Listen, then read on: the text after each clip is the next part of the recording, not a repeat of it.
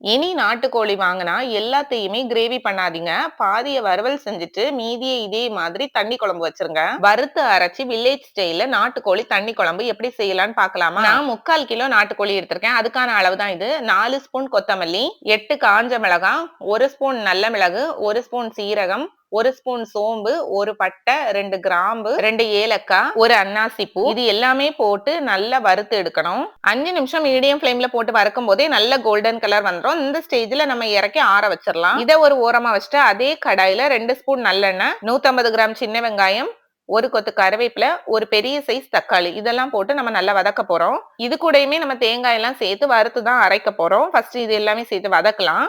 இத லைட்டா வதக்கி விட்டுட்டு இது கூடவே ஒரு 7ல இருந்து 8 பல் பூண்டு, 4 துண்டு இஞ்சி இதையும் போட்டு நல்லா வதக்கிக்கோங்க. இது சீக்கிரம் வதங்குறதுக்காக இது கூடவே 1 ஸ்பூன் கல்லுப்பு, 1/2 ஸ்பூன் மஞ்சத்தூள் போட்டு நல்லா வதக்க போறோம். பேலன்ஸ் உப்ப நம்ம கடைசி நாட்டுக்கோழி கொதிக்க வைக்கும்போது போட்டுக்கலாம். இனி இது கூடவே 1/2 கப் துருவின தேங்காயும் சேர்த்து நல்லா வதக்க போறோம். ஒரு 5 நிமிஷம் நல்லா வதக்கிட்டு இதையுமே நல்லா ஆற வச்சு நம்ம அரைக்கணும். இதே மாதிரியே நல்லா வதக்கி சூப்பரா ஆற விட்டுருங்க. இனி நம்ம குக்கர்ல தான் நாட்டுக்கோழி செய்ய போறோம். அதுல நம்ம தாளிப்பு சேர்த்து நாட்டுக்கோழி வேக வைக்க போறோம். அதுக்காக 1 டேபிள் ஸ்பூன் நல்லெண்ணெய், 1 கைப்பிடி சின்ன வெங்காயம், 1 கொத்து கருவேப்பிலை, 2 காஞ்ச மிளகாய் போட்டு நல்லா தாளிச்சுக்கணும்.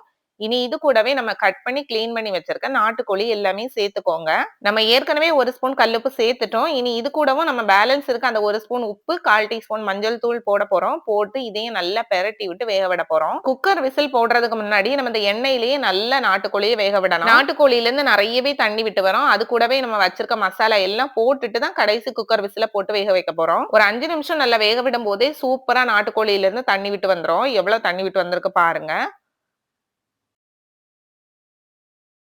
இந்த ஸ்டேஜ்ல நம்ம ஃபர்ஸ்ட் வறுத்து அரைச்சோம்ல மசாலா, கொத்தமல்லி, காஞ்ச மிளகாய் அந்த மசாலாவ நம்ம அரைச்சு சேர்த்துக்கலாம். மிக்ஸியில இருக்கக்கூடிய மசாலாவும் வேஸ்ட் பண்ணாதீங்க. தண்ணி ஊத்தி நல்லா ஆட் பண்ணி இதையும் நல்லா கிளறி விட்டுக்கோங்க.